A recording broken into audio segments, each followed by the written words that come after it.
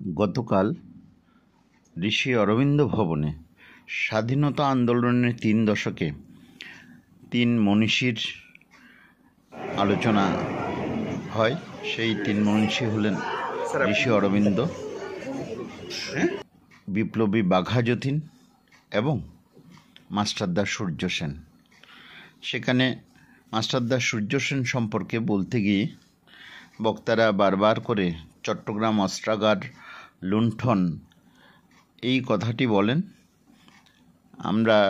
আমি চট্টগ্রাম পরিষদের পক্ষ থেকে বলি যে চট্টগ্রাম পরিষদ লুণ্ঠন শব্দটিকে বরাবর এড়িয়ে চলে এবং এটা ব্যবহার করতে সবাইকে নিষেধ করে, এই কারণে যে যুব বিদ্রোহ সেই সময় 1930 সালের 18 এপ্রিল যে যুব বিদ্রোহ হয় সেটা নেহাত কোনো ছিচকে চুরি ছিনতাইয়ের বিষয় না, সেটা অবশ্যই ভারতের স্বাধীনতা আন্দোলনের একটা প্রেক্ষাপট।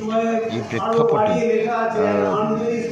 এত বড় একটি চট্টগ্রাম অস্ত্রাগার দখলকে লুণ্ঠন করে সেটাকে কলুষিত করা যায় না, এই আন্দোলনকে সেটার বিরুদ্ধে প্রতিবাদ করে। এবং সেখানে বক্তা ছিলেন অবশ্যই মাস্টারদা সম্পর্কে বলেছেন কল্যাণী বিশ্ববিদ্যালয়ের ইতিহাসের অধ্যাপক প্রফেসর অলোক ঘোষ।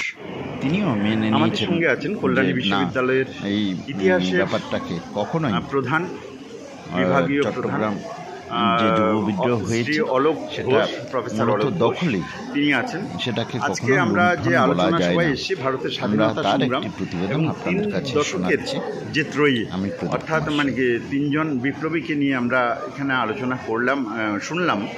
এই আলোচনার মধ্যে আপনি অন্যতম ব্যক্তিত্ব যিনি মাস্টারদা সূর্য সেনকে নিয়ে বিশেষভাবে আলোচনা করলেন।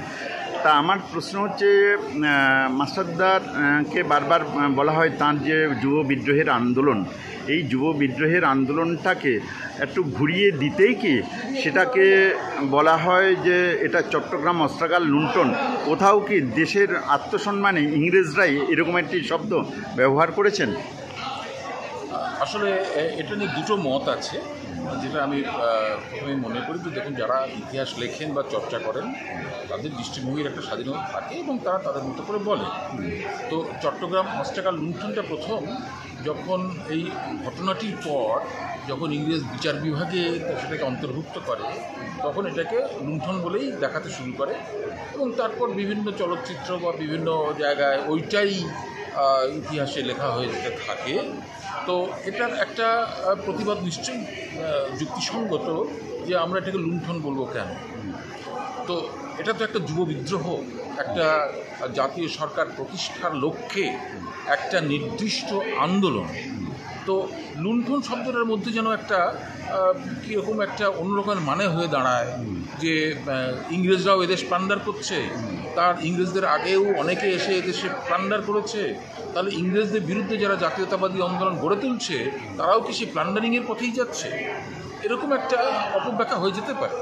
সেই জন্যে এরকম একটা দাবি থাকতেই পারে, যুক্তিসঙ্গত দাবি থাকতে পারে। আমরা যদি এটাকে চট্টগ্রাম অস্ত্রাগার দখল বলি, এটাকে লুণ্ঠন না বলে, তাহলে তো আরও ভালো হয়। আমি এই বক্তব্যটার সঙ্গে কিন্তু আমি একমত। যারা এর বিরোধিতা করেন তাদের একটা যুক্তি আছে। তারা যেটা বলেন সেটা হচ্ছে দখল মানে হচ্ছে সেটার এই দখল করে অন্তত কিছুক্ষণ থাকা বা সেটাকে দখলে রাখা।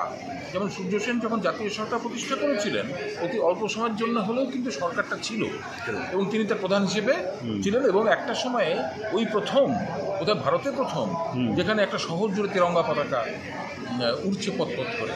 ফলে এটা একটা 1930 সালের 18 এপ্রিল থেকে 22 এপ্রিল পর্যন্ত, যখন কিনা আয়ারল্যান্ডে ওই এপ্রিল মাসেই আইরিশ রিপাবলিকান আর্মিও ওই এপ্রিল মাসেই এই কাণ্ডটি করেছিল, এখানেও তাই হলো।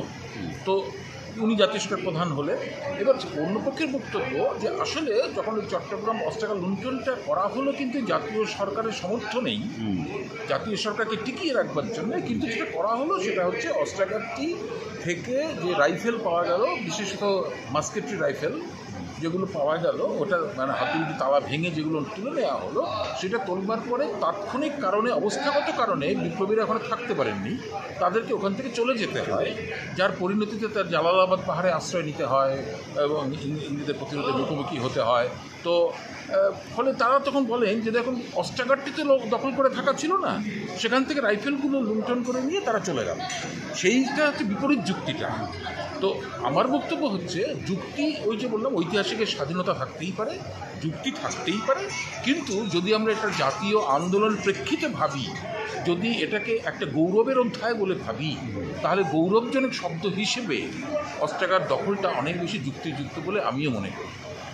ধন্যবাদ স্যার। স্যার আরেকটা বলবো যে আজকে 3 দশকের, আপনি যদি একটি বা দুটি লাইনে যদি শব্দটা বলেন, আজকে 3 দশকের 3 ত্রয়ীর কথা একটু যদি 1 মিনিটের মধ্যে একটু স্মরণ করেন। ওই যে বললাম যে আমরা যে 3 দশকের কথা বলছি না, প্রথম দশকটা ঋষি অরবিন্দের দশক। আমি ঋষি কথাটা ব্যবহার করলাম যেহেতু উনি সেই নামেই পরিচিত বেশি, কিন্তু যে দশকের কথা বলছি সেটা আসলে বিপ্লবী অরবিন্দের দশক। তো এবার এটা হচ্ছে একটা নেতির দশক, যখন মানে আমরা সব কিছু বন্ধন ছিন্ন করবার জন্যে নরমপন্থার উপর বীতশ্রদ্ধ হয়ে একটা চরমপন্থী একটা ন্যাশনালিজম মানতে চাইছি বন্ধন ছিন্ন করবার জন্যে। এটা হচ্ছে সেই দশক, যে দশককে ঋষি অরবিন্দ, আবার আমি এটা হয়তো বললাম ঋষি অরবিন্দ যেহেতু মুখে চলে আসে, যে বিপ্লবী অরবিন্দ যে দশককে স্মরণীয় করে রেখেছেন 1914 সাল পর্যন্ত, তারপরে তিনি তার অন্য জীবন শুরু হলো সেটা অন্য কথা, কিন্তু এই দশকটা সেই দশক। এরপরে নেতির নেতি, অর্থাৎ এই যে সব কিছু বন্ধন ছিন্ন করো বলে যে আঘাত, পরের দশকটা হচ্ছে নেতির নেতি, অর্থাৎ আঘাতও করছি আবার আমার প্রতিপক্ষকে সরিয়ে দেবার জন্যে, সে গুপ্ত হত্যা হোক, সন্ত্রাসবাদী সংগঠন হোক, আমার সরিয়ে দেবার জন্যে আরও একটা নীতির দিকে এগিয়ে যাচ্ছি। যে সময়ে নায়ক বাঘা যতীন, প্রথম দশকের নায়ক যদি হন অরবিন্দ, পরের দশকের নায়ক বাঘা যতীন, অবশ্যই বা তিনি নায়ক।